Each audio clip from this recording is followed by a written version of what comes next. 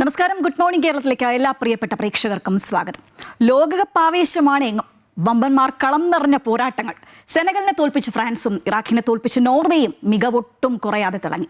2002 കന്നി ലോകകപ്പിൽ തങ്ങളെ അട്ടിമറിച്ച സെനഗലിനോടുള്ള മധുര പ്രതികാരം കൂടിയായിരുന്നു ഫ്രാൻസിന് ജയം. മാത്രമല്ല, ഇരട്ട ഗോളടിച്ച എംബാബെ ഫ്രഞ്ച് ഫുട്ബോൾ ചരിത്രത്തിൽ പുതിയ അധ്യായം കൂടി എഴുതി ചേർത്തിരിക്കുകയാണ്. ഫ്രാൻസിന് വേണ്ടി ഏറ്റവും കൂടുതൽ ഗോൾ നേടുന്ന താരമെന്ന റെക്കോർഡ് ഇനി എംബാബെയ്ക്കാണ് സ്വന്തം. ഫുട്ബോൾ ചരിത്രത്തിൽ 6 ലോകകപ്പുകളിൽ കളിക്കുന്ന ആദ്യ താരമെന്ന റെക്കോർഡ് മെസ്സിയും സ്വന്തം പേരിലാക്കിയിരിക്കുകയാണ്. ഇപ്പോൾ എന്തായാലും അർജന്റീന അൾജീരിയ പോരാട്ടം നടക്കുകയാണ്. കളി എന്തായി നമുക്ക് വിശദമായി നോക്കാം. ആദ്യം പ്രധാന വാർത്തകളിലേക്ക്.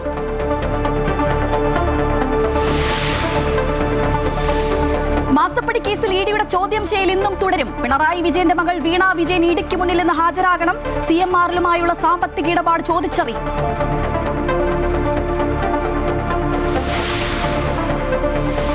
VD സർക്കാരിന്റെ നിർണായക മന്ത്രിസഭാ യോഗം ഇന്ന്. PM ശ്രീയിലെ തുടർ കരാർ ചർച്ചയാകും. അന്തിമ തീരുമാനം UDFന് വിട്ടേക്കും.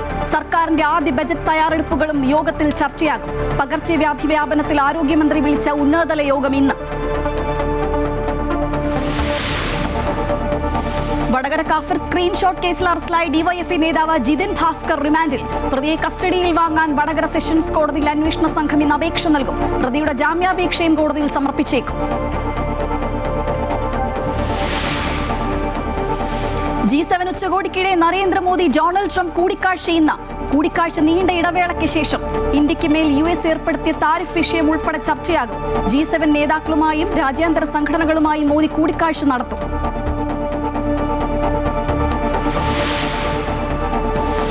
നീറ്റ് UG പുനഃപരീക്ഷ റദ്ദാക്കണമെന്നാവശ്യപ്പെട്ടുള്ള പൊതുതാൽപര്യ ഹർജി ഇന്ന് സുപ്രീം കോടതിയിൽ. കേസ് പരിഗണിക്കുക ചീഫ് ജസ്റ്റിസ് സൂര്യകാന്ത് അധ്യക്ഷനായ ബെഞ്ച്. പുനഃപരീക്ഷ നീട്ടിവെക്കണമെന്ന് വിദ്യാർത്ഥികൾ. വിദ്യാഭ്യാസ മന്ത്രിയുടെ രാജി ആവശ്യപ്പെട്ട് പ്രതിഷേധിക്കാൻ കോൺഗ്രസ്.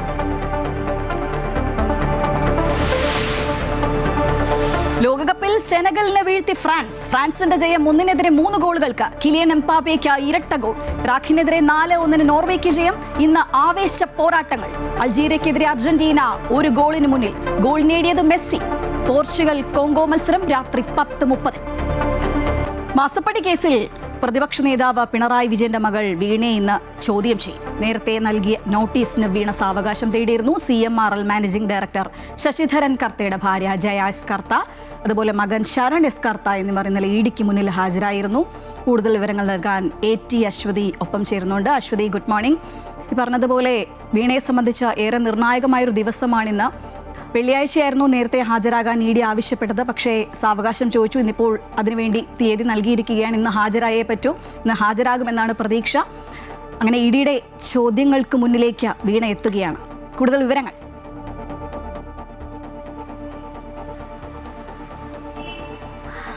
കോളുണ്ട് പക്ഷേ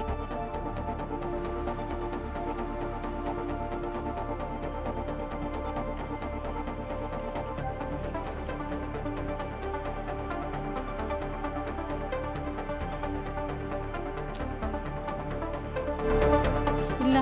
കോളുണ്ട്.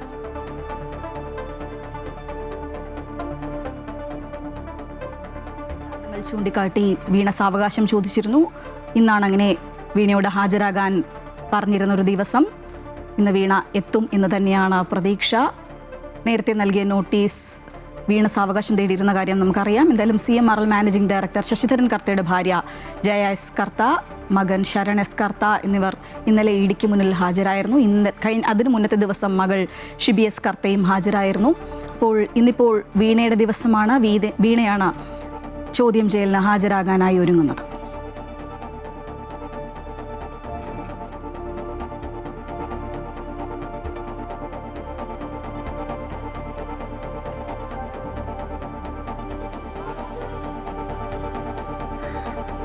ഹലോ,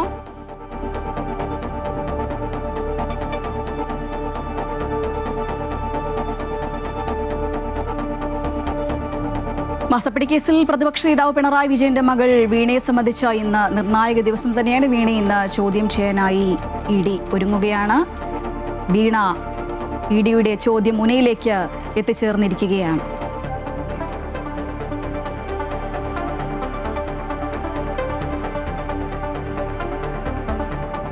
അശ്വതി ചേരുകയാണ്. അശ്വതി, വീണയെ സംബന്ധിച്ച് ഇപ്പോൾ സൂചിപ്പിച്ചതുപോലെ വീണയെ സംബന്ധിച്ച് ഏറെ നിർണായകമായ ഒരു ദിവസം തന്നെയാണ്. സാവകാശം തേടിയിരുന്നു, പക്ഷേ ഇന്നാണിപ്പോൾ നൽകിയിരിക്കുന്ന ഒരു ദിവസം. ഇന്ന് ഹാജരാകുമെന്നുള്ളൊരു പ്രതീക്ഷയുണ്ട്. എന്തായാലും ചോദ്യങ്ങൾക്ക് മുന്നിലേക്ക്, ഇഡിയുടെ ചോദ്യങ്ങൾക്ക് മുന്നിലേക്ക് വീണ എത്തുകയാണ്. വീണയെ സംബന്ധിച്ച് നിർണായകം വിവരങ്ങൾ. അശ്വതിയിലേക്ക് മടങ്ങിയെത്താം. മറ്റൊരു വാർത്തയിലേക്ക് നമ്മൾ പോവുകയാണ്. നിർണായക തീരുമാനങ്ങൾ എടുക്കാൻ മന്ത്രിസഭാ യോഗം ഇന്ന് ചേരുന്നുണ്ട്. വി.ഡി. സതീശൻ സർക്കാരിന്റെ ആദ്യ ബജറ്റിന് ഒരു ദിവസം ബാക്കി നിൽക്കെ ചേരുന്ന മന്ത്രിസഭാ യോഗം എന്ന പ്രത്യേകതയും ഇതിനുണ്ട്. ബജറ്റ് ചർച്ചകളും PM ശ്രീയിലെ നിലപാടുകളും ഒക്കെ ഇന്നത്തെ മന്ത്രിസഭാ യോഗത്തിൽ ചർച്ചയാകുമെന്നാണ് അറിയാൻ കഴിയുന്നത്. കൂടുതൽ വിവരങ്ങൾ നൽകാൻ എബി ജോൺ തോമസ് ചേരുകയാണ്. Eby, good morning. ഈ പറഞ്ഞതുപോലെ നിർണായകം തന്നെയാണ്. കാരണം മന്ത്രിസഭാ യോഗം ചേരുന്നത് ഈ ബജറ്റിന് ഒരു ദിവസം, ഇന്നുണ്ട് നാളെയുണ്ട്, അത് കഴിഞ്ഞാൽ ബജറ്റാണ്. അപ്പോൾ ആ ഒരു ദിവസത്തിൽ എടുക്കാൻ പോകുന്ന തീരുമാനങ്ങളൊക്കെ വളരെ നിർണായകമാണ്. PM ശ്രീയിലെ കാര്യങ്ങൾ അറിയേണ്ടതുണ്ട്. അതിൻ്റെ തുടർ കാര്യങ്ങൾ എന്തായാലും ഇന്ന് ചർച്ച ചെയ്യും. മൊത്തത്തിൽ വളരെ നിർണായകമായ ദിവസം. വിവരങ്ങൾ.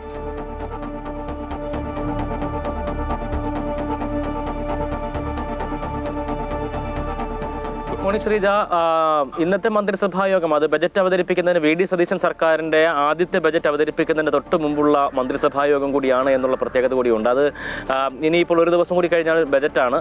സ്വാഭാവികമായും ബജറ്റിൽ പ്രഖ്യാപിക്കേണ്ട കാര്യങ്ങളൊക്കെ തന്നെയും അതുമായി ബന്ധപ്പെട്ട ചർച്ചകളൊക്കെ തന്നെയായും പ്രധാനപ്പെട്ട അജണ്ടയായി വരിക. ഒപ്പം തന്നെ PM ശ്രീയുമായി ബന്ധപ്പെട്ട നിലപാട് അത് സംബന്ധിച്ച് ഇന്നലെ വിദ്യാഭ്യാസ മന്ത്രി വ്യക്തമാക്കിയത് ഈ ക്യാബിനറ്റിൽ ഇതുമായി ബന്ധപ്പെട്ട ചർച്ചകൾ ഉണ്ടാകും എന്നുള്ള കാര്യം തന്നെയാണ്. ആ ഒരു പ്രതീക്ഷയാണ് നിൽക്കുന്നത് എന്നുള്ളതാണ്. എന്തായാലും ഇനി എങ്ങനെയാണ് മുന്നോട്ട് പോകേണ്ടത് തുടങ്ങിയിട്ടുള്ള കാര്യങ്ങൾ, അതിൽ സ്വീകരിക്കേണ്ട നിലപാട് എന്താണ് തുടങ്ങിയിട്ടുള്ള വിഷയങ്ങളിലൊക്കെ തന്നെയും ഒരു വ്യക്തത വരുത്തേണ്ടതുണ്ട്.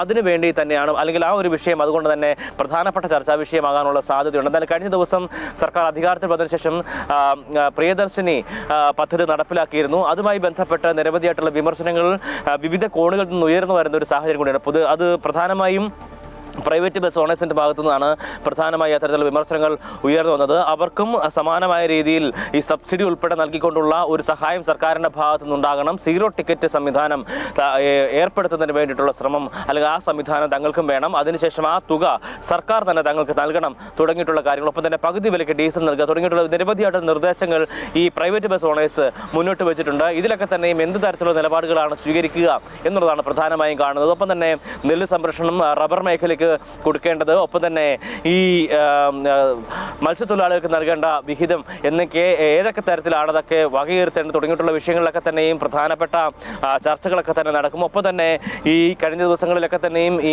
ബജറ്റ് അവതരണവുമായി ബന്ധപ്പെട്ടുള്ള ചർച്ചകളൊക്കെ തന്നെ വളരെ സജീവമായിരുന്നു. ആ ഘട്ടത്തിൽ പ്രതിപക്ഷം ഉൾപ്പെടെ ഉന്നയിച്ചത് പണമില്ല എന്നുള്ള കാരണം പറഞ്ഞുകൊണ്ട് ജനസേവനത്തിനുള്ള കാര്യങ്ങളൊന്നും തന്നെ മാറ്റിവെക്കാൻ പാടില്ല എന്നുള്ളതായിരുന്നു. കാരണം സംസ്ഥാനം ഇപ്പോൾ ഒരു വലിയ സാമ്പത്തിക പ്രതിസന്ധിയിലൂടെ ഒന്നും അല്ല കടന്നു പോകുന്നത്. നമുക്ക് GST ഉൾപ്പെടെ വരുമാനം വലിയ രീതിയിൽ ഉയർന്നിട്ടുണ്ട്. ഏതാണ്ട് 2000 കോടിയുടെ വളർച്ച അല്ലെങ്കിൽ അധികമായി അത് നേട്ടമുണ്ടാക്കാൻ കഴിഞ്ഞിട്ടുണ്ട്. ഇനിയിപ്പോൾ അത് അടുത്ത കൊല്ലത്തേക്കൊക്കെ ആകുമ്പോൾ 10,000 കോടിയിലേക്കൊക്കെ ആ ഒരു വളർച്ച ഉണ്ടാക്കാൻ കഴിയും തുടങ്ങിയിട്ടുള്ള കാര്യങ്ങളൊക്കെ തന്നെയാണ് മുൻ ധനമന്ത്രി കൂടി വ്യക്തമാക്കിയിരിക്കുന്നത്. എന്തായാലും ഈ വിഷയങ്ങളൊക്കെ തന്നെയായിരിക്കും ഇന്നത്തെ പ്രധാനപ്പെട്ട ചർച്ചയായി ഇന്ന് മന്ത്രിസഭാ യോഗത്തിൽ വരിക. ശ്രീജ, ശരി എബി. നിർണായക തീരുമാനങ്ങൾ എടുക്കാനായി മന്ത്രിസഭാ യോഗം ഇന്ന് ചേരുന്നുണ്ട്. വിവരങ്ങളുമായി ഒപ്പം ചേരുകയായിരുന്നു എബി ജോൺ തോമസ്. വടകര കാഫിർ സ്ക്രീൻഷോട്ട് കേസിൽ പ്രതിയെ റിമാൻഡ് ചെയ്തിരിക്കുകയാണ്. അറസ്റ്റിലായ DYFI നേതാവ് ജിതിൻ ഭാസ്കറിനെയാണ് വടകര സെഷൻസ് കോടതി റിമാൻഡ് ചെയ്തത്. പ്രതിയെ കസ്റ്റഡിയിൽ വാങ്ങാൻ അന്വേഷണ സംഘം ഇന്ന് അപേക്ഷ നൽകുന്നുണ്ട്. പ്രതിയുടെ ജാമ്യാപേക്ഷയും ഇന്ന് കോടതിയിൽ സമർപ്പിച്ചേക്കും. വിവരങ്ങൾ നൽകാനായി അനഘ ഒപ്പം ചേരുന്നുണ്ട്. Anagha, good morning. നമുക്കറിയാം, ഈ പറഞ്ഞതുപോലെ ഈ ജിതിൻ ഭാസ്കറാണ് ഈ സ്ക്രീൻഷോട്ട് ആദ്യമായി ഗ്രൂപ്പുകളിലേക്കൊക്കെ ഷെയർ ചെയ്യുന്നത്. അതുകൊണ്ട് ഇതിൻ്റെ ഉറവിടം ആരാണെന്ന് അറിയാൻ ജിതിനെ ചോദ്യം ചെയ്തേ മതിയാകൂ. കൂടുതൽ ശാസ്ത്രീയ തെളിവുകളൊക്കെ ലഭിച്ചിട്ടുണ്ട്. അതിൻ്റെ അടിസ്ഥാനത്തിൽ ചോദ്യം ചെയ്യൽ ഉണ്ടാകുമെന്നാണ് അറിയാൻ കഴിയുന്നത്, അല്ലേ?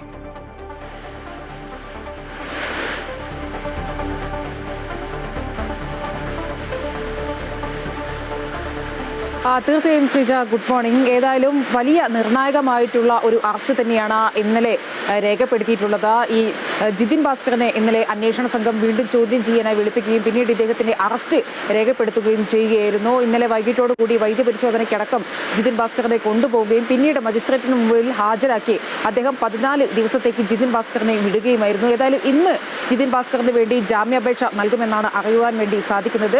പ്രത്യേക അന്വേഷണ സംഘവും ജിതിൻ ഭാസ്കറിനെ കസ്റ്റഡിയിൽ വാങ്ങുവാനുള്ള അപേക്ഷയും നൽകും എന്നും നമ്മളിപ്പോൾ മനസ്സിലാക്കുന്നു. ഏതായാലും വളരെ നിർണായകരമായിട്ടുള്ള ഒരു അറസ്റ്റ് തന്നെയാണ് ജിതിൻ ഭാസ്കറിന്റെ കാര്യത്തിൽ ഉണ്ടായിരിക്കുന്നത്.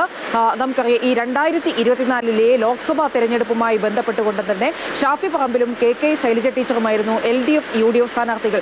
അന്ന് ഷാഫി പറമ്പിലിനെ ഇത്തരത്തിൽ ദീനിയായ യുവാവാണ്, ശൈലജ ടീച്ചർ കാഫറായ ഒരു സ്ത്രീയാണ്, ആർക്ക് വോട്ട് ചെയ്യണമെന്ന് നിങ്ങൾക്ക് ചിന്തിക്കാം എന്ന് തുടങ്ങിയിട്ടുള്ള ഒരു സ്ക്രീൻഷോട്ടാണ് അന്ന് സമൂഹ മാധ്യമങ്ങളിൽ വ്യാപകമായി പ്രചരിക്കപ്പെട്ടത്. അന്ന് ഈ വാട്സപ്പ്, അതായത് വടകര സ്ക്വാഡ് എന്നൊരു വാട്സപ്പ് ഗ്രൂപ്പിലാണ് ആദ്യമായി ഈ സ്ക്രീൻഷോട്ട് പ്രചരിക്കപ്പെട്ടത്. ഈ വാട്സപ്പ് ഗ്രൂപ്പിന്റെ അഡ്മിനാണ് ജിതിൻ ഭാസ്കർ. ഇതിനെ തുടർന്നാണ് പിന്നീട് ഈ ജിതിൻ ഭാസ്കറിനെ അന്വേഷണ സംഘം ചോദ്യം ചെയ്തത്. ഈ കഴിഞ്ഞ LDF സർക്കാരിന്റെ കാലത്ത് ഈ കാസിം, അതായത് ഒരു മുസ്ലിം ലീഗിന്റെ പ്രവർത്തകനായിരുന്ന ഒരു കാസിമായിരുന്നു ഇത്തരത്തിലൊരു സ്ക്രീൻഷോട്ട് നിർമ്മിച്ചത് എന്നതടക്കമായിരുന്നു ഈ ഇടത് സൈബർ ഇടങ്ങളിലടക്കം പ്രചരിച്ചത്. പിന്നീട് കാസിം തന്നെ ഇതിനെതിരെ രംഗത്ത് വരികയും പരാതിയുമായി മുന്നോട്ട് പോവുകയും ചെയ്തു.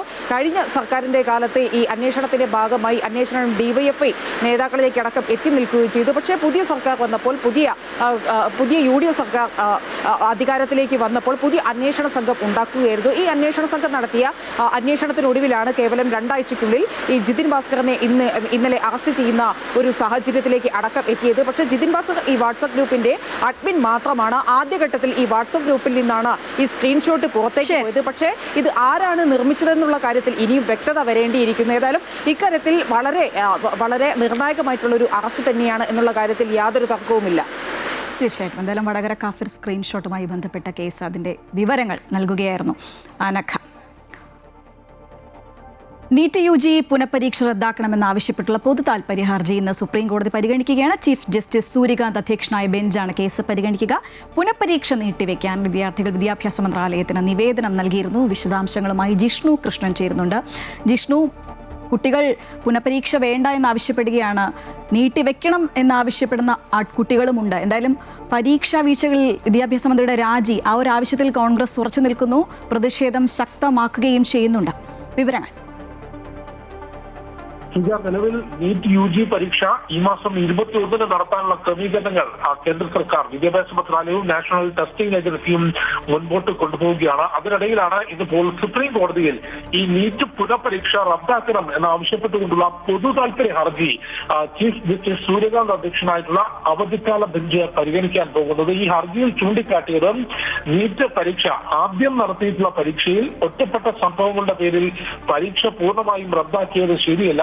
22 ലക്ഷം വിദ്യാർത്ഥികൾക്ക് വീണ്ടും പരീക്ഷ നടത്താനുള്ള തീരുമാനം ഏകപക്ഷീയമാണ്. അതുകൊണ്ട് ഇനി നടത്താനിരിക്കുന്ന പുനഃപരീക്ഷ റദ്ദാക്കിക്കൊണ്ട് ആദ്യം നടത്തിയ പരീക്ഷയുടെ അടിസ്ഥാനത്തിൽ തന്നെ പ്രവേശന നടപടികൾ ഉണ്ടാകണം എന്നാണ് ഹർജിയിൽ ചൂണ്ടിക്കാട്ടുന്നത്. ഇത് സുപ്രീം കോടതി പരിഗണിക്കുമ്പോൾ കോടതിയുടെ ഭാഗത്തുനിന്ന് എന്തെങ്കിലും ഇടപെടൽ ഉണ്ടാകുമോ എന്നുള്ളത് ഏറെ നിർണായകമാകും. അതേസമയം പുനഃപരീക്ഷ 1 മാസം കൂടി നീട്ടിവെക്കണമെന്നും വിദ്യാർത്ഥികൾ വിദ്യാഭ്യാസ മന്ത്രാലയത്തിനും NTA-ക്കും അഭിഭാഷകൻ മുഖേന തന്നെ നിവേദനം നൽകിയിട്ടുണ്ട്. ചുരുങ്ങിയ സമയത്തിനുള്ളിൽ പരീക്ഷയ്ക്ക് തയ്യാറെടുക്കുന്നത് മാനസിക സമ്മർദ്ദം ഉണ്ടാക്കുന്നു എന്നുള്ളതാണ് വിദ്യാർത്ഥികൾ ഇതിൽ ചൂണ്ടിക്കാട്ടിയത്. എന്നാൽ നിലവിൽ ഈ സമയം വരെ വിദ്യാഭ്യാസ മന്ത്രാലയം ഈ മാസം 21 തന്നെ പുനഃപരീക്ഷ നടത്താനുള്ള ക്രമീകരണങ്ങൾ മുൻപോട്ട് പോവുകയാണ്. ആ പരീക്ഷയിൽ ചോദ്യപേപ്പർ ചോർച്ച തടയുന്നതിന് സമഗ്രമായ ക്രമീകരണങ്ങൾ ഒരുക്കിയിട്ടുണ്ട്. സമൂഹ മാധ്യമങ്ങളിൽ കർശനമായ നിരീക്ഷണമുണ്ട്. ടെലിഗ്രാം സോഷ്യൽ മീഡിയ പ്ലാറ്റ്ഫോമിന് പരീക്ഷ കഴിയുന്നത് വരെ ഇന്ത്യയിൽ നിയന്ത്രണം ഏർപ്പെടുത്തിയിട്ടുണ്ട്. അത് ഡൗൺലോഡ് ചെയ്യാനോ അല്ലെങ്കിൽ അതിൽ പ്രവർത്തിക്കാനോ സാധിക്കില്ല. ഏതായാലും സുപ്രീം കോടതി ഇന്ന് കേസ് പരിഗണിക്കുമ്പോൾ ഈ വിഷയത്തിൽ എന്ത് നിരീക്ഷണവും ഇടപെടൽ നടത്തും എന്നുള്ളതും നിർണായകമാകും. ശരി ജിഷ്ണു, എന്തായാലും പുനഃപരീക്ഷയ്ക്കായിട്ടുള്ള നീറ്റ് UG പുനഃപരീക്ഷയ്ക്കായുള്ള ഒരുക്കങ്ങൾ സർക്കാർ നടത്തുന്ന സമയത്ത് അത് റദ്ദാക്കണമെന്നാവശ്യപ്പെട്ടുള്ള പൊതു താൽപര്യ ഹർജി സുപ്രീം കോടതി ഇന്ന് പരിഗണിക്കുകയാണ്. വിവരങ്ങളുമായി ഒപ്പം ചേരുകയായിരുന്നു ജിഷ്ണു കൃഷ്ണൻ. എന്തായാലും മാസപ്പടി കേസിലേക്ക് നമ്മൾ വീണ്ടും പോവുകയാണ്. മാസപ്പടി കേസിൽ പ്രതിപക്ഷ നേതാവ് പിണറായി വിജയന്റെ മകൾ വീണ ED ഇന്ന് ചോദ്യം ചെയ്യും. കൂടുതൽ വിവരങ്ങൾ നൽകാൻ അശ്വതി AT ചേരുന്നുണ്ട്. അശ്വതി, നമ്മൾ നേരത്തെ സൂചിപ്പിച്ച് കുറേ നാളുകളായിട്ട് EDയുടെ കൺവെട്ടത്ത് തന്നെ വീണയുണ്ട്. അതുകൊണ്ട് വീണയെ സംബന്ധിച്ച് വളരെ നിർണായകമാണ്. ഇന്ന് ചോദ്യമുനയിലേക്ക് വീണ എത്തുകയാണ്. വിവരങ്ങൾ.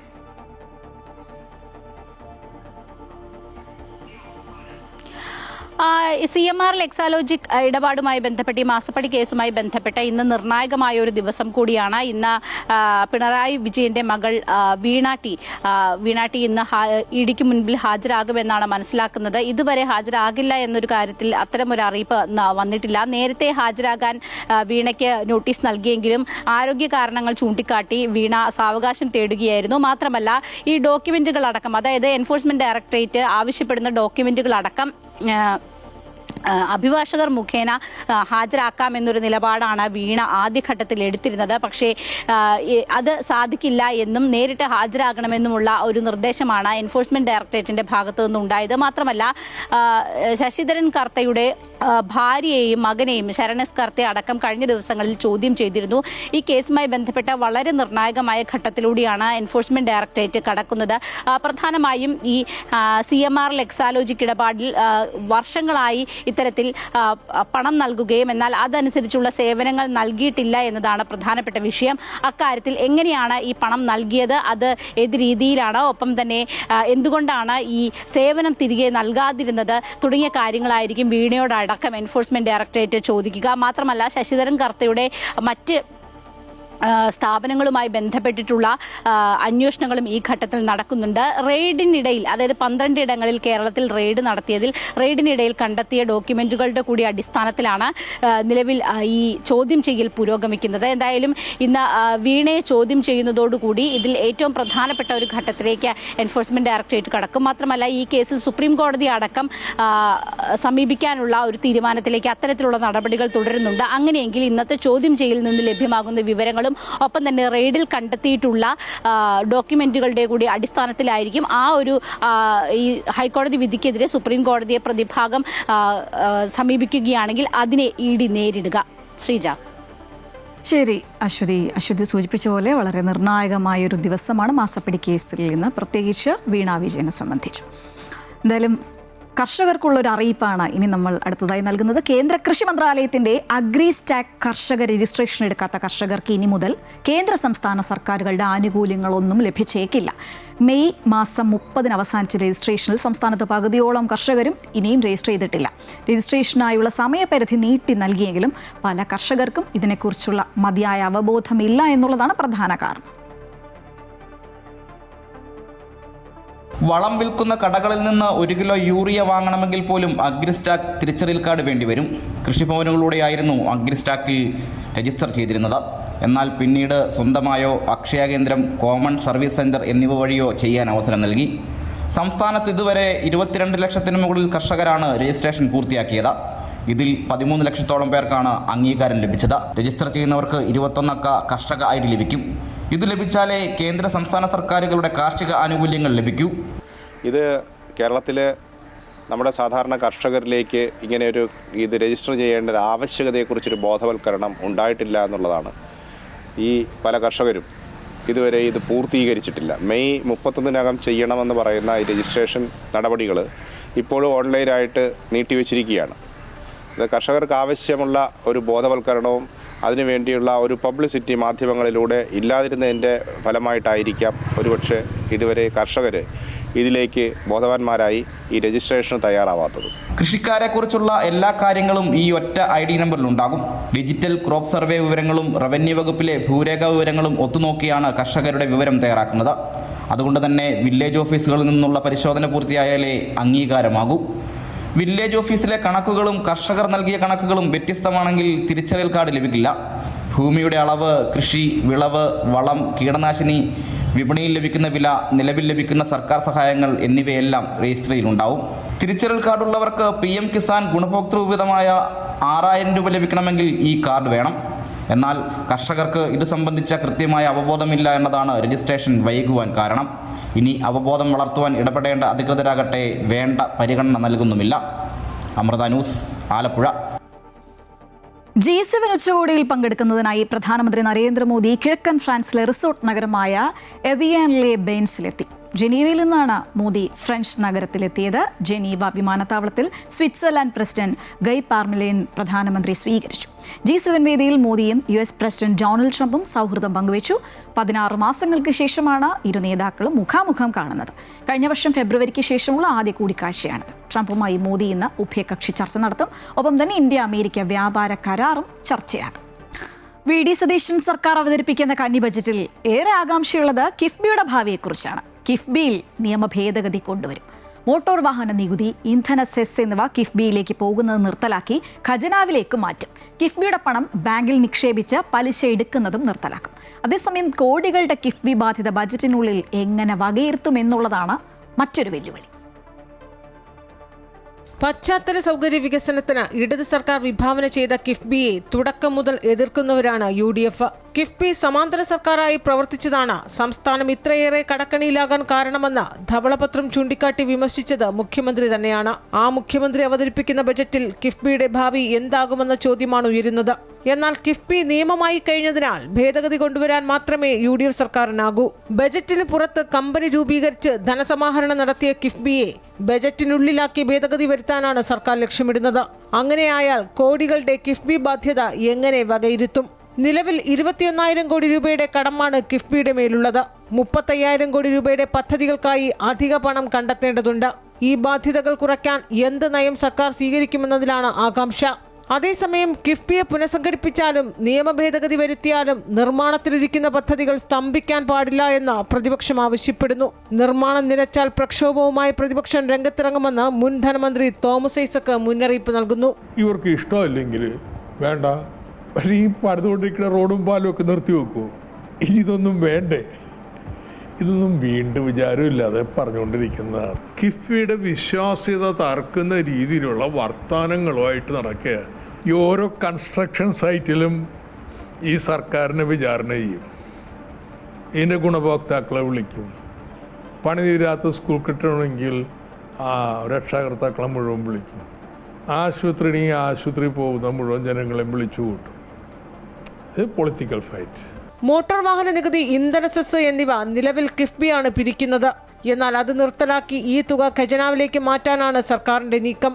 ഇതിലൂടെ പ്രതിവർഷം 4,000 കോടി രൂപയോളം സർക്കാരിന് ലഭിക്കുമെന്നാണ് കണക്കുകൾ. കിഫ്ബിയുടെ പണം ബാങ്കിൽ നിക്ഷേപിച്ച് പലിശ എടുക്കുന്നതും നിർത്തലാക്കിയേക്കും. കിഫ്ബിക്ക് ആവശ്യമുള്ളപ്പോൾ സർക്കാർ തന്നെ ഫണ്ട് നൽകുന്ന രീതിയിലാകും ഭേദഗതി കൊണ്ടുവരിക. അമൃത ന്യൂസ്, തിരുവനന്തപുരം. എന്തായാലും സംസ്ഥാനത്തെ പുതിയ ബജറ്റ് പ്രഖ്യാപനത്തിനായി കേരളം കാതോർക്കുമ്പോൾ വലിയ പ്രതീക്ഷയിലാണ് പത്തനംതിട്ട ജില്ല. സംസ്ഥാനത്തെ ഏറ്റവും പ്രധാനപ്പെട്ട തീർത്ഥാടന കേന്ദ്രമായ ശബരിമലയുമായി ബന്ധപ്പെട്ട ഈ ബജറ്റിൽ എന്തൊക്കെ പ്രഖ്യാപനങ്ങളാകും ഉണ്ടാകുക എന്നുള്ളതാണ് എല്ലാവരും ഉറ്റുനോക്കുന്നത്. ആവർത്തിക്കുന്ന സുരക്ഷാ പാളിച്ചകൾ പരിഹരിക്കുക, അടിസ്ഥാന സൗകര്യങ്ങൾ വികസിപ്പിക്കുക, ശബരി റെയിൽവേ പദ്ധതി യാഥാർത്ഥ്യമാക്കുക തുടങ്ങി നീണ്ട ആവശ്യങ്ങളുടെ പട്ടിക തന്നെ ശബരിമലയെ മുൻനിർത്തി പത്തനംതിട്ട ജില്ലയ്ക്ക് മുന്നിലുണ്ട്. തുടർച്ചയായി ഉണ്ടാകുന്ന സുരക്ഷാ വീഴ്ചകളാണ് ശബരിമല ഇപ്പോൾ നേരിടുന്ന ഏറ്റവും വലിയ വെല്ലുവിളി. ലക്ഷക്കണക്കിന് ഭക്തർ എത്തുന്ന സന്നിധാനത്തും പമ്പയിലും സുരക്ഷാ സംവിധാനങ്ങൾ ആധുനികവൽക്കരിക്കാൻ ഇത്തവണ ബജറ്റിൽ പ്രത്യേക തുക വകയിരുത്തുമെന്നാണ് ഭക്തരുടെ പ്രധാന പ്രതീക്ഷ. ശബരിമലയുടെ സുരക്ഷയ്ക്ക് വേണ്ടി സായുധ പോലീസിനെ സീസൺ അല്ലാത്ത സമയത്ത് അവിടെ ഡ്യൂട്ടിക്കിടണം. അതിന് വേണ്ടുന്ന ചെലവുകൾ, മറ്റ് കാര്യങ്ങൾ ഒക്കെ തന്നെ സർക്കാർ വഹിക്കണം.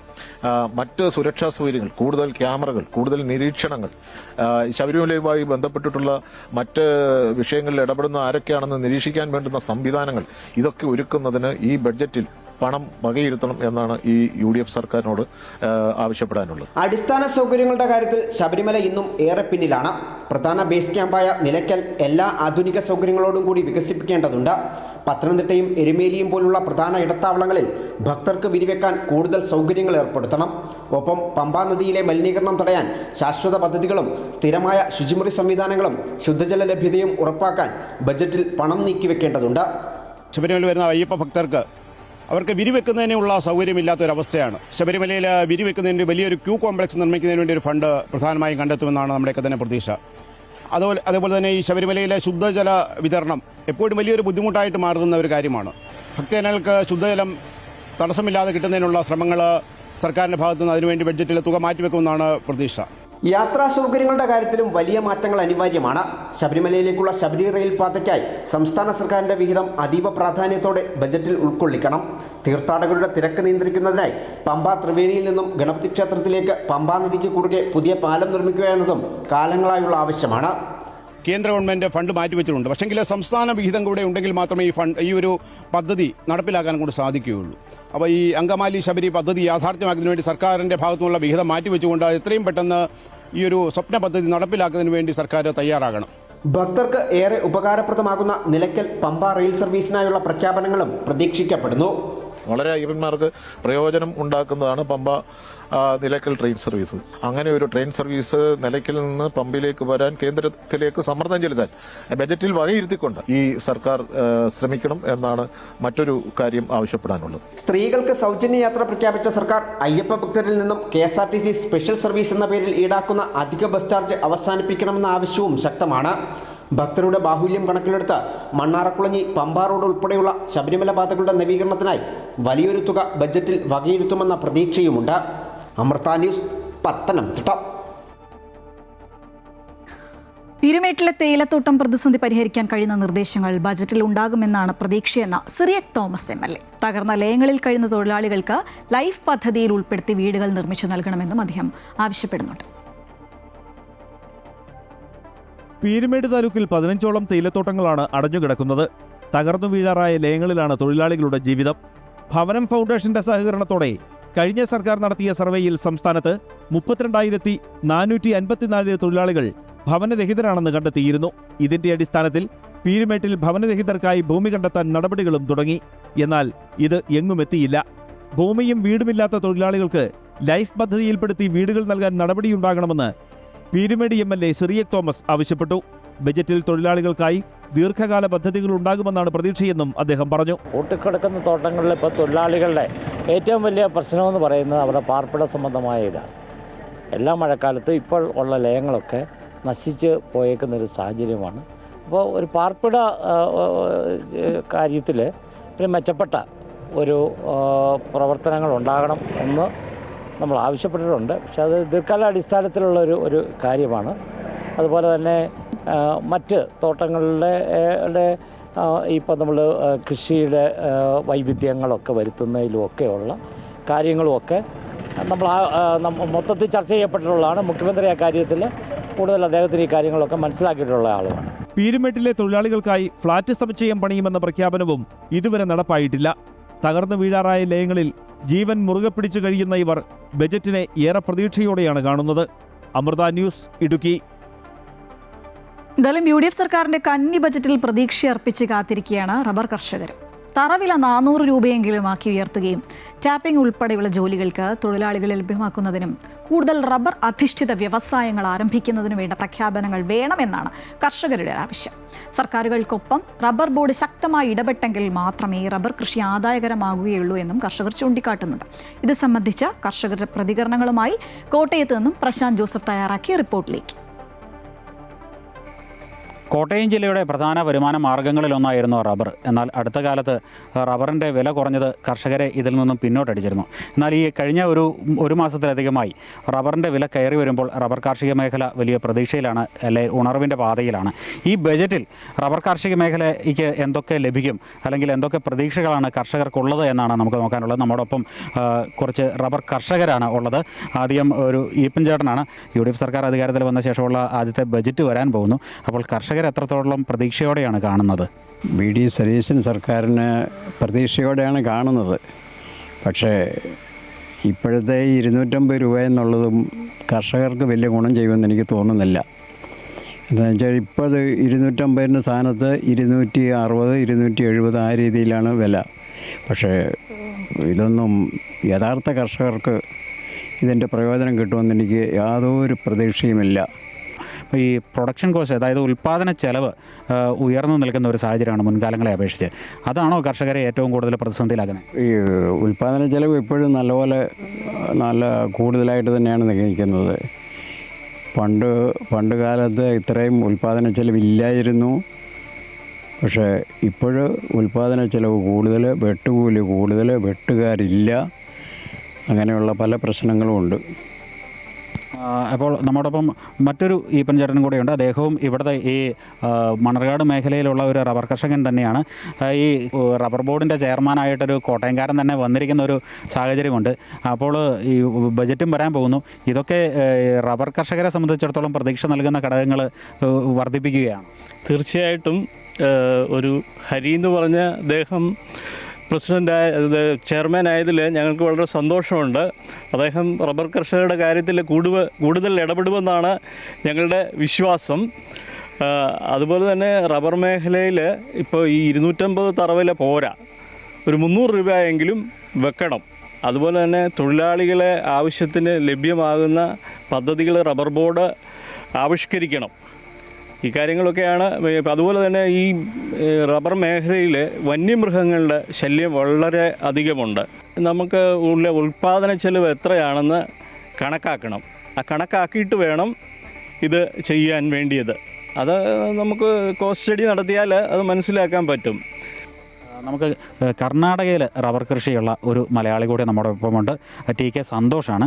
നമുക്ക് ഈ കർണാടകയിലെ ഒരു കൃഷിയും കേരളത്തിലെ ഒരു കൃഷിയും പരിശോധിക്കുമ്പോൾ ഈ തൊഴിലാളികളുടെ ലഭ്യത, അതുപോലെ കൂലി, ഇത്തരം കാര്യങ്ങളിലൊക്കെ എന്തൊക്കെ മേഖലയിലാണ് ഈ കേരളത്തിനെ അപേക്ഷിച്ച് കർണാടകയിലെ കൃഷി ഇച്ചിരി കൂടി ഒരു ആദായകരമായിട്ട് തോന്നാൻ കാരണം? അതിൽ രണ്ട് കാര്യമാണ്. അതിനകത്ത് നമുക്ക് കേരളത്തിൽ ഏകദേശം ഒരു 200 ഡേയ്സ് പോലും ടാപ്പിംഗ് ഡേയ്സ് കിട്ടാറില്ല. പക്ഷേ കർണാടകത്തിൽ അതല്ല. കാരണം കർണാടകത്തിൽ കേരളത്തിൽ നിന്ന് വന്ന് ടാപ്പിംഗ് ചെയ്യുന്ന ആളുകളായതുകൊണ്ട്, അവിടെ തങ്ങി അവിടെ താമസിച്ച് ചെയ്യുന്നവരായതുകൊണ്ട് ഏകദേശം നമുക്കൊരു 250 നിന്ന് 300 ഇടയ്ക്ക് ടാപ്പിംഗ് ഡേയ്സ് കിട്ടാറുണ്ട്. അതാണ് ഒരു പോസിറ്റീവ് എന്ന് പറയുന്നത്. അത് മെയിനായിട്ടും അതാണ് പോസിറ്റീവ്. പിന്നെ നെഗറ്റീവ് എന്ന് പറഞ്ഞാൽ കേരളത്തിൻ്റെ ആ ക്ലൈമറ്റുമായിട്ടുള്ള ഒരു വ്യത്യാസത്തിൽ ഈൽഡ് വളരെ കുറവായിരിക്കും കർണാടകത്തിൽ വരുന്നത്. റബ്ബർ മേഖല ഒരു ഏക്കറിൽ നിന്ന് നമുക്ക് മാക്സിമം ഒരു ഈൽഡ് ഒരു വർഷം ഒരു 1.5 ലക്ഷം രൂപയായിരിക്കും. അല്ല 1.30 അല്ലെ 1.40 കർണാടകത്തിലെ കാര്യം ഞാൻ പറയുന്നത്. ഈ 1.40 ഏകദേശം 90,000 രൂപയോളം എക്സ്പെൻസുകളാണ് വരുന്നത്. 90-95 എക്സ്പെൻസാണ്. അപ്പം ബാക്കി എന്ന് പറയുന്നത് ഏകദേശം ഒരു 35,000 നിന്ന് 40,000 രൂപയാണ്. പക്ഷേ ഏതൊരു കൃഷിയും പെർ ഏക്കർ ഒരു 40,000 രൂപ എന്ന് പറഞ്ഞാൽ ഒരു കർഷകനും പിടിച്ചു നിൽക്കാൻ പറ്റത്തില്ല ഒരു ഏക്കറിൽ നിന്ന്. ഏറ്റവും മെയിനായിട്ടുള്ളൊരു പ്രോബ്ലം കഴിഞ്ഞിട്ട് മുമ്പിലത്തെ വർഷമാണ് നമ്മൾ ഫേസ് ചെയ്തത്. കാരണം 235 രൂപയോളം റബ്ബറിന് ടച്ച് ചെയ്തു.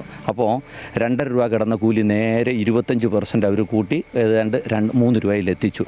അതിനുശേഷം 230 നേരെ വീണ്ടും 180 വന്നു. അപ്പം കൂലി കുറയുന്നില്ല. അപ്പോൾ ഈ കേരളത്തിൽ ഒരുപക്ഷെ തൊഴിലാളികളെ ലഭ്യമാക്കുന്നതിന് വേണ്ടി സർക്കാരിൻ്റെ ഭാഗത്തുനിന്ന് അല്ലെങ്കിൽ റബ്ബർ ബോർഡിൻ്റെ ഭാഗത്തുനിന്നും ഇച്ചിരി കാര്യക്ഷമമായ ഇടപെടൽ ഉണ്ടായെങ്കിൽ ഒരു കുറച്ചുകൂടിയെങ്കിലും കർഷകരുടെ നഷ്ടം കുറയ്ക്കാൻ കഴിയുമോ? തീർച്ചയായും. കാരണം അതിന് റബ്ബർ ബോർഡ് തൊഴിലാളികളെ എടുക്കുന്നതിന് പകരം റബ്ബർ ബോർഡ് തന്നെ എന്തെങ്കിലും ഒരു കമ്പനി എന്തെങ്കിലും ഫ്ലോട്ട് ചെയ്ത് ആ കമ്പനി ഈ റബ്ബറുകളെല്ലാം എടുത്ത് വെട്ടി പ്രോപ്പറായിട്ട് ലേബർ മാനേജ് ചെയ്ത് വെട്ടുകയാണ്. ഈ ഇന്നത്തെ ഒരു 150 വർക്കിംഗ് ഡേയ്സ് എന്നുള്ളത് ഒരു 250 വർക്കിംഗ് ഡേയ്സിലേക്ക് കൊണ്ടുവരുവാണെങ്കിൽ ഡെഫിനറ്റ്ലി അത് ഈ ഇൻഡസ്ട്രിക്കും നല്ലതാണ്, കർഷകർക്കും നല്ലതാണ്. ഈ തൊഴിൽ തുടർന്ന് പോകണമെങ്കിൽ അത് മാത്രമേ ഓപ്ഷനുള്ളൂ. അതേപോലെ തന്നെ ഇപ്പോൾ ഈ വിപണി ഇടപെടലിൽ റബ്ബർ ബോർഡ് വലിയ കാര്യക്ഷമമായിട്ടൊന്നും ഒരു കാലഘട്ടത്തും ഇടപെടുന്നില്ല. റബ്ബറുമായിട്ട് ബന്ധപ്പെട്ട എന്തെങ്കിലും വ്യവസായങ്ങൾ കൊണ്ടുവരുന്നതിനോ അതല്ലെങ്കിൽ മറ്റു വിപണിയിൽ ഇതിൻ്റെ വില നിശ്ചയിക്കുന്നതിനോ പോലും റബ്ബർ ബോർഡിൻ്റെ ഭാഗത്തുനിന്നും ഇടപെടലുണ്ടാകുന്നില്ല. അത്തരത്തിൽ എന്തെങ്കിലും ഇടപെടലുകൾ ഇനി വരും കാലഘട്ടങ്ങളിലെങ്കിലും നമുക്ക് പ്രതീക്ഷിക്കാൻ കഴിയുമോ? അത് സർക്കാരിൻ്റെ ഒരു ശക്തമായ ഇടപെടലുണ്ടായാൽ ആ കാര്യങ്ങളൊക്കെ നടക്കും. ഇപ്പോൾ നമ്മൾ പറയുന്നത് പോലെ ഇപ്പോഴത്തെ ബോർഡ് ചെയർമാൻ അതിനുവേണ്ടി മുൻകൈ എടുക്കുമെന്നാണ് നമ്മുടെ ഒരു പ്രതീക്ഷ. അല്ലാതെ വന്നു കഴിഞ്ഞാൽ ഈ റബ്ബർ കൃഷി ഇപ്പം തന്നെ എല്ലാവരും തുണ്ടായിട്ട് ഭൂമി വിൽക്കാനായിട്ടുള്ള ശ്രമമാണ് നടത്തുന്നത്. അതുപോലെ തന്നെ ഇതിൻ്റെ അകത്ത് ഈ നെക്സ്റ്റ് ജനറേഷൻ ഒരു പുതിയ തലമുറ ഈ റബ്ബർ വെട്ടാനായിട്ട് വരുന്നില്ല. അങ്ങനൊരു കുഴപ്പമുണ്ട്. പിന്നെ ഈ അന്യസംസ്ഥാനക്കാരെയൊക്കെ ഇത് പരിശീലിപ്പിച്ചാൽ കുറേയൊക്കെ അതിനൊരു പരിഹാരം ഉണ്ടാകുമെന്നാണ് പ്രതീക്ഷ. അപ്പോൾ ഏതായാലും ഈ UDF സർക്കാർ ഇപ്പോൾ 250 രൂപയെങ്കിലും തറവില പ്രഖ്യാപിക്കുമെന്നാണ് പ്രതീക്ഷിക്കുന്നത്.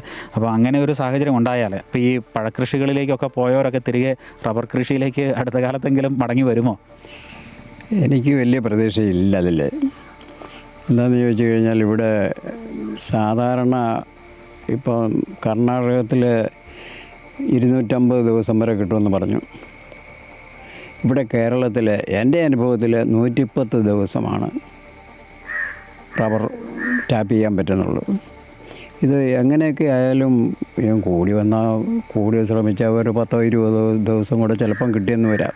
റബ്ബർ കാർഷിക മേഖലയ്ക്ക് വേണ്ടി ഒരു സമഗ്രമായ പാക്കേജ് കൊണ്ടുവരാൻ സംസ്ഥാന സർക്കാർ തയ്യാറായെങ്കിൽ മാത്രമേ ഈ മേഖല രക്ഷപ്പെടുകയുള്ളൂ. അതേപോലെ തന്നെ സംസ്ഥാന സർക്കാരിനൊപ്പം തന്നെ റബ്ബർ ബോർഡും വിപണിയിൽ ഇടപെടുന്ന കാര്യത്തിൽ ഉൾപ്പെടെ ശക്തമായ നടപടി സ്വീകരിക്കണമെന്നൊരു ആവശ്യം തന്നെയാണ് കർഷകർ പങ്കുവയ്ക്കുന്നത്. കോട്ടയം മണർകാട് നിന്നും ക്യാമറമാൻ ജിത്തു കൃഷ്ണനൊപ്പം പ്രശാന്ത് ജോസഫ്, അമൃത ന്യൂസ്. അപ്പോൾ ലോകകപ്പ് വിശേഷങ്ങളിലേക്ക്. അൾജീരിയ അർജന്റീന മത്സരം ഇപ്പോൾ നടക്കുകയാണ്. ഹാഫ് ടൈം കഴിഞ്ഞിരിക്കുന്നു. ഹാഫ് ടൈം കഴിയുമ്പോൾ അൾജീരിയക്കെതിരെ അർജന്റീന 1 ഗോളിന് മുന്നിലാണ്. മെസ്സി തന്നെയാണ് ഗോളടിച്ചത്. ഇതോടുകൂടി ഈ ഫിഫ വേൾഡ് കപ്പിലെ മെസ്സിയുടെ 14ാമത്തെ ഗോളാണിത്. എന്തായാലും മത്സരം തുടങ്ങി 17ാം മിനിറ്റിലായിരുന്നു ആ ഒരു ഗോൾ പിറന്നത്. ഒപ്പം തന്നെ ഒരു റെക്കോർഡും മെസ്സി സ്വന്തമാക്കിയിരിക്കുകയാണ്. 6 വേൾഡ് കപ്പ് കളിക്കുന്ന ആദ്യ താരം എന്നൊരു റെക്കോർഡ് മെസ്സി ഇതോടുകൂടി സ്വന്തമാക്കിയിരിക്കുകയാണ്. മറ്റ് കാത്തിരിക്കുന്നൊരു മത്സരം എന്ന് പറയുന്നത് പോർച്ചുഗലിൻ്റെ മത്സരമാണ്. പോർച്ചുഗൽ കോങ്കോയെ ഇന്ന് നേരിടുന്നുണ്ട് രാത്രി 10:30. കിലിയൻ എംബാപ്പയുടെ ഇരട്ട ഗോളിൽ സെനഗലിനെ 3-1 തകർത്ത് ഫ്രാൻസിനായി ഏറ്റവും അധികം ഗോൾ നേടുന്ന താരമെന്ന നേട്ടവും എംബാപ്പെ സ്വന്തമാക്കി. ലോകകപ്പിലെ ഗോൾ നേട്ടം 14 മെസ്സിയെ പിന്നിലാക്കി എംബാപ്പയ്ക്ക് മുന്നിലുള്ളത് ബ്രസീലിൻ്റെ റൊണാൾഡോയും ജർമ്മനിയുടെ ക്ലോസയും മാത്രമാണ്. ഗോളില്ലാത്ത ആദ്യ പകുതിക്ക് ശേഷം എംബാപ്പെ 2 തവണയും ബ്രാഡ്ലി ബർക്കോളും ലക്ഷ്യം കണ്ടു. സെനഗലിനായി ഇബ്രാഹിം എംബായെ ആശ്വാസ ഗോൾ നേടി. ലോകകപ്പിലെ അരങ്ങേറ്റ മത്സരത്തിൽ തന്നെ ഇരട്ട ഗോളുമായി തിളങ്ങിയ ഏർലിംഗ് ഹാളൻഡിന്റെ മികവിൽ ഇറാഖിനെ കീഴടക്കി നോർവേ. ഗ്രൂപ്പ് ഐയിൽ നടന്ന മത്സരത്തിൽ 1-4 ഗോളുകൾക്കാണ് നോർവേയുടെ ജയം. ലിയോ ഓസ്റ്റിഗാർഡാണ് നോർവേയുടെ മറ്റൊരു ഗോൾ സ്കോറർ. ലോകകപ്പിൽ നോർവേയുടെ ആദ്യ ജയമാണിത്. ഇറാഖിനായി ആശ്വാസ ഗോൾ നേടിയത് ഐമൻ ഹുസൈനാണ്. മത്സരത്തിന്റെ ഇഞ്ചുറി ടൈമിൽ ഇറാഖ് പ്രതിരോധ താരം ഹാഷിമും ഗോൾ കീപ്പറും പന്ത് തടയാൻ ശ്രമിക്കുന്നതിനിടെ ആദ്യ പകുതിയിൽ ഇറാഖിനായി ഗോൾ നേടിയ ഐമൻ ഹുസൈൻ്റെ ശരീരത്തിൽ തട്ടി പന്ത് സ്വന്തം വലയിലേക്ക് തന്നെ കയറുകയായിരുന്നു. ഇതോടെ നോർവേ 4-1 ആധികാരിക ജയം ഉറപ്പിച്ചു. ലോകകപ്പിൽ ഏറ്റവും ആരാധകരുള്ള ടീമിലൊന്നാണ് പോർച്ചുഗൽ. ഗ്ലാമർ താരം നായകൻ റൊണാൾഡോയും 6 പതിറ്റാണ്ടിലേറെയായി ലോകകപ്പ് മത്സരങ്ങളിൽ മികച്ച പ്രകടനം കാഴ്ചവെക്കുന്നുണ്ടെങ്കിലും ഇതുവരെ ലോക കിരീടം നേടാനാകാത്തതിലാണ് പറങ്കിപ്പടയുടെ ഒരു ദുഃഖം എന്ന് പറയുന്നത്. പോർച്ചുഗൽ മത്സരം ഇന്നാണ്. നേരത്തെ സൂചിപ്പിച്ചതുപോലെ രാത്രി 10:30 കോങ്കോയുമായുള്ള അവരുടെ മത്സരം.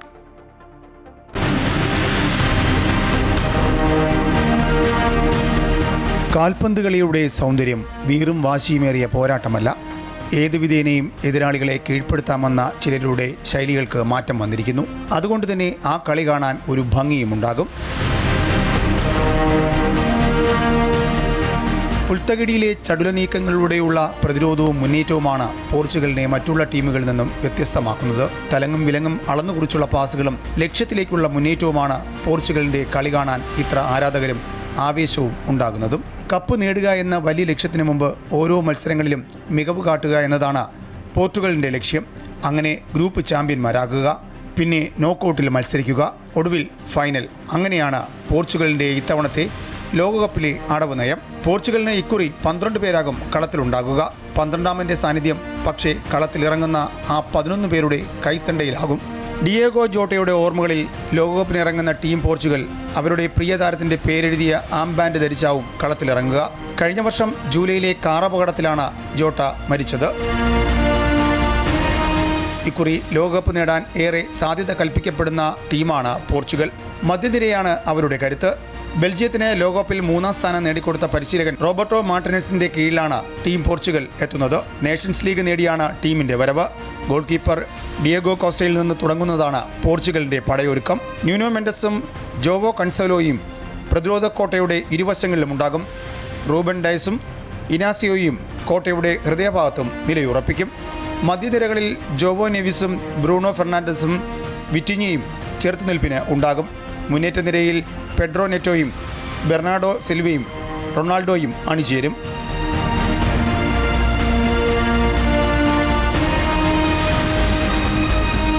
നാൽപ്പത്തിയൊന്നാം വയസ്സിൽ തൻ്റെ കരിയറിലെ 6ാം ലോകകപ്പിനിറങ്ങുന്ന സൂപ്പർ താരം ക്രിസ്ത്യാനോ റൊണാൾഡോയാണ് പോർച്ചുഗൽ ടീമിനെ നയിക്കുന്നതും. 6 വ്യത്യസ്ത ടൂർണമെൻറ്റുകളിൽ കളിക്കുന്ന ആദ്യത്തെ ഫുട്ബോൾ താരമെന്ന ചരിത്ര നേട്ടവും ഇതിലൂടെ റൊണാൾഡോയ്ക്ക് സ്വന്തമാണ്. 5 ലോകകപ്പുകളിലായി 22 മത്സരങ്ങൾ കളിച്ച റൊണാൾഡോ 8 ഗോളുകളാണ് നേടിയത്. ഈ ലോകകപ്പോടെ കരിയറിന് വിരാമമിടാമെന്ന പ്രതീക്ഷയിലുമാണ് റൊണാൾഡോ. യൂറോ കപ്പും യുവേഫ നാഷൻസ് ലീഗ് കിരീടവും നേടിയിട്ടുണ്ടെങ്കിലും പോർച്ചുഗലിന് ഇതുവരെ ലോക കിരീടം നേടാനായിട്ടില്ല. 1966 പോർച്ചുഗൽ ആദ്യമായി ഫിഫ ലോകകപ്പിൽ പന്ത് തട്ടിയത്.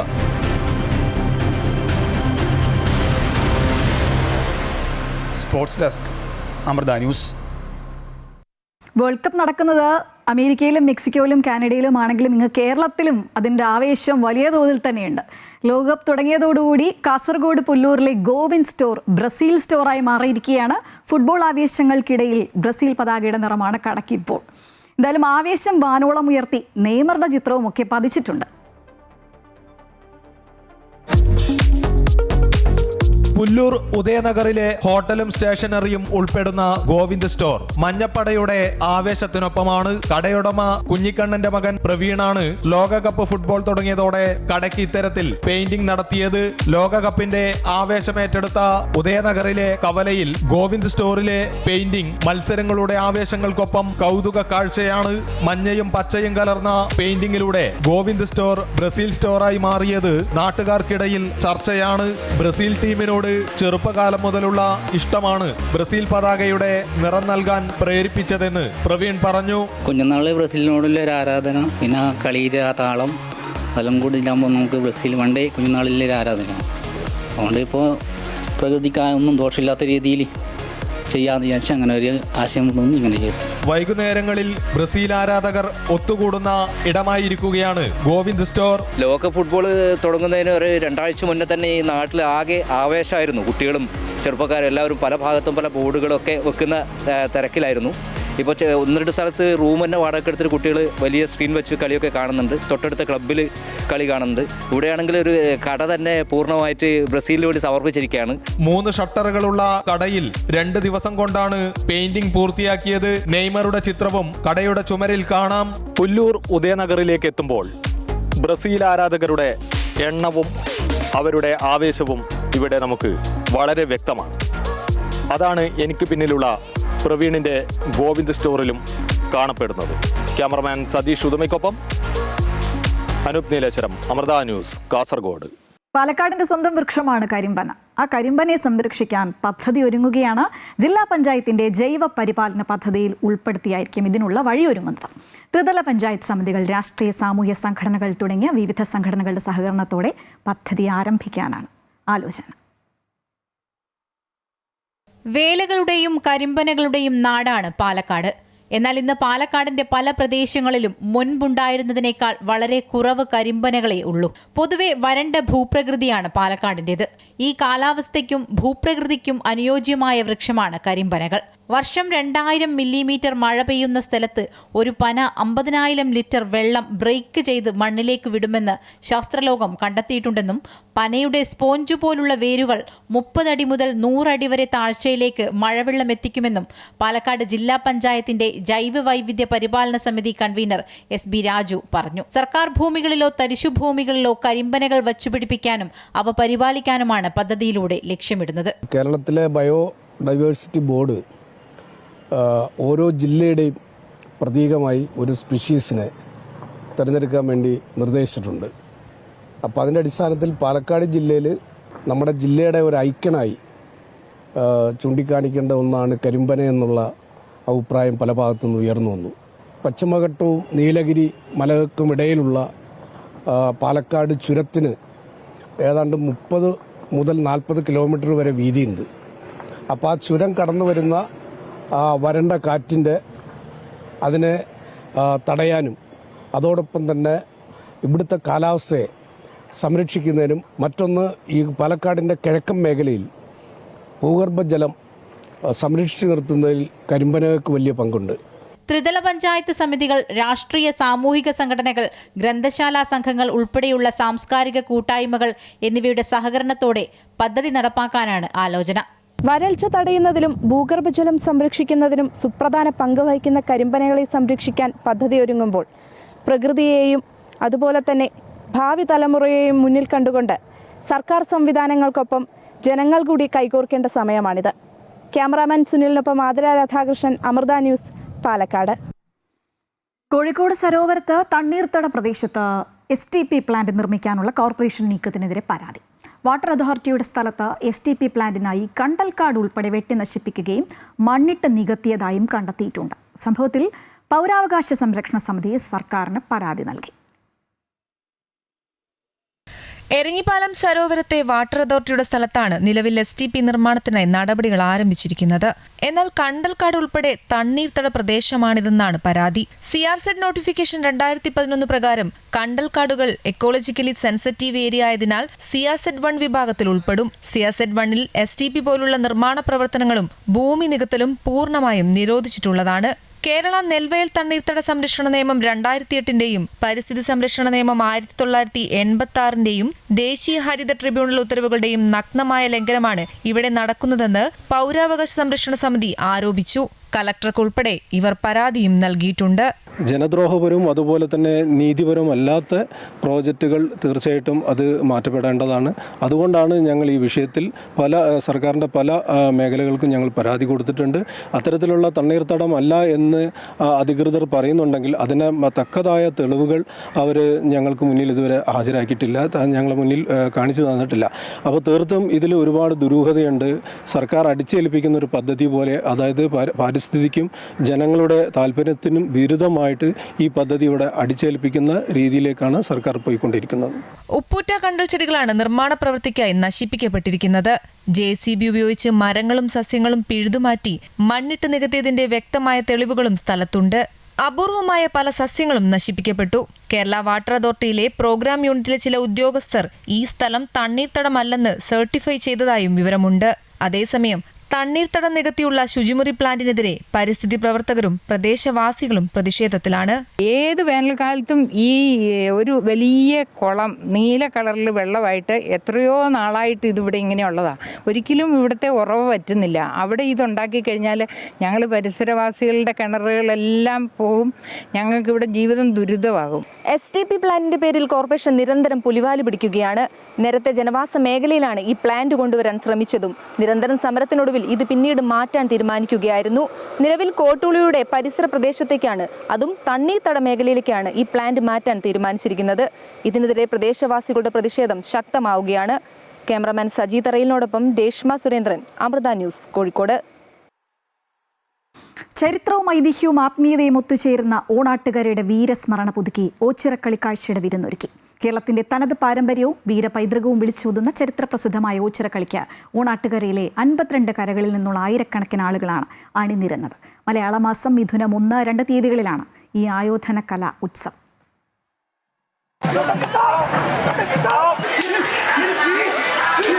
ഓണാട്ടുകരയിലെ 52 കരകളിൽ നിന്നുള്ള യോദ്ധാക്കളാണ് വാളിന് പകരം വടികളേന്തി പടനിലത്ത് അണിനിരക്കുന്നത്. ചെളിവെള്ളത്തിൽ വാദ്യമേളങ്ങളുടെ അകമ്പടിയോടെ കിഴക്കും പടിഞ്ഞാറും കരക്കാരായി തിരിഞ്ഞ് ഇവർ പ്രതീകാത്മകമായി പരസ്പരം പോരാടും. കായംകുളം രാജവംശവും തിരുവിതാംകൂറും തമ്മിൽ നടന്ന ചരിത്ര പോരാട്ടങ്ങളുടെ സ്മരണയും ഈ കളിക്കു പിന്നിലുണ്ടെന്നാണ് ഐതിഹ്യം. ദേവന്മാരും അസുരന്മാരും തമ്മിലുള്ള യുദ്ധത്തിന്റെ പ്രതീകമായും നന്മയും തിന്മയും തമ്മിലുള്ള പോരാട്ടമായും ഓച്ചിറക്കളിയെ ഭക്തർ കാണുന്നു. ജാതിമത ഭേദമന്യേ ഉയർച്ച താഴ്ചകളില്ലാതെ എല്ലാവരും ഒരുപോലെ ചെടിയിലിറങ്ങി പങ്കെടുക്കുന്നത് പരബ്രഹ്മസങ്കല്പത്തിന്റെ ഉദാത്തമായ ഉദാഹരണമാണ്. മനുഷ്യന്റെ അഹങ്കാരത്തിനെതിരെയുള്ള അന്തർസംഘർഷത്തിന്റെ പ്രതീകം കൂടിയാണ് ഈ ജനകീയ ആചാരം. ശ്രീകോവിലോ പ്രതിഷ്ഠയോ ഇല്ലാത്ത ദക്ഷിണകാശി എന്നറിയപ്പെടുന്ന ഓച്ചിറ പരബ്രഹ്മക്ഷേത്രവുമായി ചേർന്നു നിൽക്കുന്ന ഈ ആഘോഷം ചരിത്രവും ഐതിഹ്യവും ആത്മീയതയും സമന്വയിപ്പിക്കുന്ന അപൂർവമായ കേരളീയ പാരമ്പര്യത്തിന്റെ നേർക്കാഴ്ച കൂടിയാണ്. ഈ ആയോധന കലാവിരുന്ന് കാണാൻ പതിനായിരങ്ങളാണ് ഓച്ചിറ പടനിലത്തേക്ക് ഒഴുകിയെത്തിയത്. അമൃത ന്യൂസ്, കൊല്ലം. വേൾഡ് കപ്പിന്റെ പുതിയൊരു അപ്ഡേഷനും കൂടി വരികയാണ്. അർജന്റീന മത്സരം നടക്കുമ്പോൾ അർജന്റീന 2 ഗോളിന് മുന്നിലാണ്. 2 ഗോളും അടിച്ചത് മെസ്സി തന്നെയാണ്. എന്നാൽ അടുത്ത വാർത്തയിലേക്ക് നമ്മൾ പോവുകയാണ്. കൊട്ടിയൂർ വൈശാഖ മഹോത്സവത്തിനെത്തുന്ന ഭക്തർക്ക് സൗജന്യ ചികിത്സ ഒരുക്കി കൊച്ചി അമൃത ആശുപത്രി. വിദഗ്ധ മെഡിക്കൽ സംഘത്തിന്റെ സേവനമാണ് ഭക്തർക്കായി ഒരുക്കിയിട്ടുള്ളത്. 24 മണിക്കൂറും പ്രവർത്തിക്കുന്ന മെഡിക്കൽ ക്യാമ്പിൽ മരുന്നുൾപ്പെടെ സൗജന്യമായാണ് നൽകുന്നത്. കൊട്ടിയൂർ വൈശാഖ മഹോത്സവത്തിന് എത്തിച്ചേരുന്ന ലക്ഷക്കണക്കിന് ഭക്തർക്ക് ആശ്വാസമാവുകയാണ് കൊച്ചി അമൃത ആശുപത്രിയിലെ വിദഗ്ധ സംഘത്തിന്റെ സേവനം. തലശ്ശേരി മാതാ അമൃതാനന്ദമയി മഠം മഠാധിപതി സ്വാമി അഭേദാമൃതാനന്ദപുരി ഭദ്രദീപം തെളിയിച്ച് ക്യാമ്പിന്റെ പ്രവർത്തനത്തിന് തുടക്കമിട്ടു.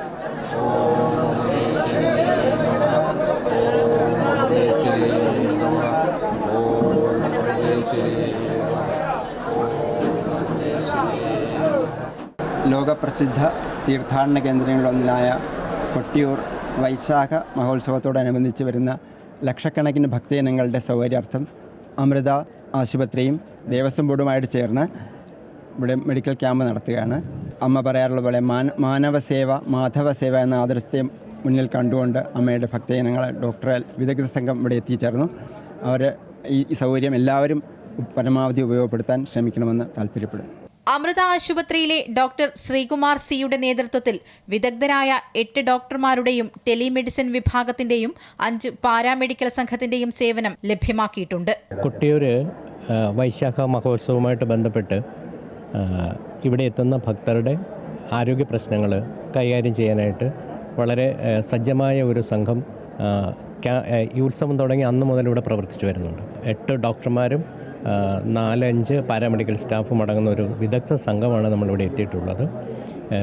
കൊട്ടിയൂർ ഫാമിലി ഹെൽത്ത് സെൻറ്ററും അതേപോലെ തന്നെ അമൃത ടെലിമെഡിസിനും നമ്മുടെ ദേവസ്വവും സംയുക്തമായിട്ട് എല്ലാ സപ്പോർട്ടുകളോടും കൂടിയാണ് നമ്മളിവിടുത്തെ ഈ ക്യാമ്പ് പ്രവർത്തിച്ചുകൊണ്ടിരിക്കുന്നത്. ഭക്തരുടെ ആവശ്യാർത്ഥം അമൃതാനന്ദ ആയുർവേദ മെഡിക്കലിൻ്റെ സേവനം ഇവിടെ ലഭ്യമാക്കിയിരിക്കുകയാണ്. അവരുടെ ഇതിനുള്ള സന്നദ്ധത ഞാൻ കൊട്ടിയൂർ ദേവസ്ഥത്തിൻ്റെ എല്ലാ നന്ദിയും കടപ്പാടും അറിയിക്കുകയാണ്. ദിവസേന ഒട്ടേറെ പേരാണ് ഈ സേവനം പ്രയോജനപ്പെടുത്തുന്നത്. കൊട്ടിയൂർ ദേവസ്വവും കുടുംബാരോഗ്യ കേന്ദ്രവും അമൃത മെഡിക്കൽ സംഘത്തിന് വലിയ പിന്തുണയാണ് നൽകുന്നത്. ഉത്സവം തീരുന്നതുവരെ മെഡിക്കൽ സേവനം ലഭ്യമാണ്. അമൃത ന്യൂസ്, കണ്ണൂർ. യുവതിയെ വീട്ടിലേക്ക് വിളിച്ചു വരുത്തി ലൈംഗിക അതിക്രമം നടത്തിയെന്ന് പരാതി. KPCC അംഗം എ അരവിന്ദനെതിരെ താമരശ്ശേരി പോലീസ് കേസെടുത്തു. താമരശ്ശേരിയിൽ പഞ്ചായത്ത് ഉടമസ്ഥതയിലുള്ള കെട്ടിടത്തിൽ സ്ഥാപനം നടത്തുന്ന യുവതിയെയാണ് KPCC അംഗമായ എ അരവിന്ദൻ വീട്ടിലേക്ക് വിളിച്ചു വരുത്തി ലൈംഗിക അതിക്രമം നടത്തിയത്. ലൈംഗിക അതിക്രമം, മാനഭംഗ ശ്രമം തുടങ്ങിയ വകുപ്പുകൾ ചേർത്താണ് പോലീസ് കേസെടുത്തത്. AKGക്കെതിരെ മുൻപ് അരവിന്ദൻ നടത്തിയ പ്രസംഗവും വിവാദമായിരുന്നു.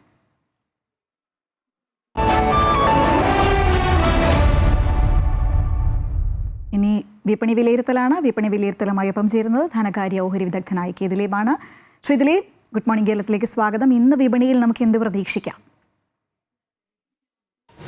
ഇന്നും നേട്ടത്തിൽ തന്നെയായിരിക്കും വ്യാപാരം തുടങ്ങുക. വലിയ തോതിലുള്ള കയറ്റിറക്കങ്ങൾ വിപണിയിൽ പ്രതീക്ഷിക്കണം. ആഗോള സാഹചര്യങ്ങൾ അനുകൂലമായിരിക്കുന്നതും US ഇറാൻ സമാധാന കരാറിൻ്റെ സാധ്യത തെളിയുന്നതുമെല്ലാം വലിയ തോതിൽ വിപണിക്ക് സ്വാധീനമാകുമെന്ന് തന്നെയാണ് കരുതുന്നത്. വരും ദിവസങ്ങളിലും വിപണിയിൽ നേരിയ തോതിലെങ്കിലും നിക്ഷേപ താൽപര്യം തുറന്നേക്കാനാണ് സാധ്യത. മുൻനിര സൂചിയായ നിഫ്റ്റിയുടെ 24,000 എന്ന നിലവാരം മറികടന്ന് വ്യാപാരം നടക്കുന്ന ഒരു സാഹചര്യം ഉണ്ടാകുമെന്ന് തന്നെയാണ് കരുതുന്നത്. 23,800 എന്നുള്ള നിലവാരമായിരിക്കും ഇനിയൊരു അടിസ്ഥാന നിലവാരമായി കണക്കാക്കുന്നത്. അത് ഭേദിക്കുകയാണെങ്കിൽ 23,650 ഒരു നിലവാരമായി കണക്കാക്കുന്നു. എന്തായാലും വരും ദിവസങ്ങളിലും വിപണിയിൽ നിക്ഷേപ താൽപര്യം തുറന്നേക്കുമെന്നുള്ളതിൻ്റെ സൂചനകളാണ് ലഭിക്കുന്നത്.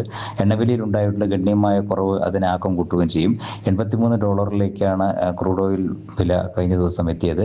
അത് $80 എന്ന നിലവാരത്തിൽ ക്രമപ്പെട്ടാൽ തന്നെ അത് ഇന്ത്യയെ സംബന്ധിച്ചിടത്തോളം ഒരു അനുകൂല സാഹചര്യം തന്നെയായിരിക്കും. എന്തായാലും രൂപയുടെ മൂല്യത്തിൽ ഉണ്ടായിട്ടുള്ള ഒരു മെച്ചപ്പെടലും എണ്ണവിലയിൽ ഉണ്ടായിട്ടുള്ള ഇടിവും എല്ലാം വരും ദിവസങ്ങളിലും വിപണിക്ക് അനുകൂലമായിട്ട് തന്നെ നീങ്ങാൻ തന്നെയാണ് സാധ്യത. എന്നാൽ ആഭ്യന്തര വിപണിയിൽ എണ്ണവില കുറയ്ക്കുമോ എന്നുള്ളത് അതിനെ ആശ്രയിച്ചിരിക്കും രാജ്യത്തെ പണപ്പെരുപ്പ നിരക്കിൻ്റെ ഒരു നിലവാരം. കഴിഞ്ഞ ദിവസം പുറത്തു വന്ന മൊത്തവില സൂചികയെ അടിസ്ഥാനമാക്കിയുള്ള പണപ്പെരുപ്പ നിരക്കിൽ ഗണ്യമായ ഒരു വർധനവ് രേഖപ്പെടുത്തിയിരുന്നു. ഈ ഒരു നിലയിൽ തന്നെയായിരിക്കും ചില്ലറ വിലയെ അടിസ്ഥാനമാക്കിയുള്ള പണപ്പെരുപ്പ നിരക്കും ഉണ്ടാവുക എന്നാണ് വിപണിയിൽ കരുതുന്നത്. അത് അങ്ങനെയാണെങ്കിൽ അതിൻ്റെ ഒരു നേരിയ തരത്തിലുള്ള ഒരു പ്രതികൂലമായ ഒരു സാധ്യത വിപണിയെ ഉണ്ടാവുകയും സ്വാധീനം വിപണിയിൽ ഉണ്ടാവുകയും ചെയ്യും. നിലവിലെ സാഹചര്യത്തിൽ നിക്ഷേപ സ്ഥാപനങ്ങളുടെ നിലപാടുകളും പ്രധാനം തന്നെയാണ്. കഴിഞ്ഞ ദിവസം ഒരു ദിവസം വിദേശ നിക്ഷേപ സ്ഥാപനങ്ങൾ വിപണിയിൽ നേരിയ തോതിലെങ്കിലും അറ്റ നിക്ഷേപത്തിലായിരുന്നു. എന്നാൽ വീണ്ടും ഇന്നലെ അവർ വിപണി അറ്റ വിൽപ്പനയിലേക്ക് നീങ്ങി. എന്നാൽ വിപണിയുടെ തോത് ഗണ്യമായി കുറഞ്ഞിട്ടുമുണ്ട്. അതുകൊണ്ട് തന്നെ ഇനിയുള്ള ദിവസങ്ങൾ വിപണിയെ സംബന്ധിച്ചിടത്തോളം നിർണായകം തന്നെയാണ്. ഞാൻ നേരത്തെ സൂചിപ്പിച്ച 24,000 എന്ന മുൻനിര സൂചിയായ നിഫ്റ്റിയുടെ ഒരു പ്രതിരോധ നിലവാരം ഭേദിച്ച് വ്യാപാരം തുടരുന്ന ഒരു സാഹചര്യത്തിൽ 24,500 എന്ന നിലവാരത്തിലേക്ക് എത്താനുള്ള സാധ്യതയുമുണ്ട്. എന്തായാലും ഇന്ന് നേട്ടത്തിൽ തന്നെയായിരിക്കും വ്യാപാരം തുടങ്ങുക. ഇന്നത്തെ ഗുഡ് മോർണിംഗ് കേരളം എന്തായാലും ഇതോടുകൂടി പൂർത്തിയാവുകയാണ്. കൂടുതൽ വാർത്തകൾക്കായി മറക്കാതെ അമൃത ന്യൂസ് യൂട്യൂബ് ചാനൽ കാണുക. എല്ലാവർക്കും നമസ്കാരം.